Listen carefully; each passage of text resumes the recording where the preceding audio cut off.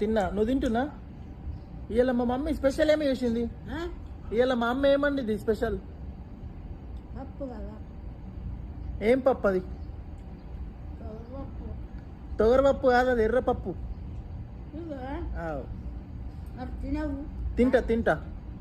తానమైందే చెయ్యలే, చేస్తా. అయి మా నాన్న నీకు ఒకటి తెచ్చిండు, చూపియాలా?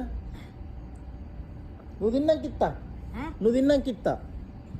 నీకే తెచ్చిండు, చూపిస్తా. నువ్వు తిన్నాక తిను. నేను వేసుకొస్తా.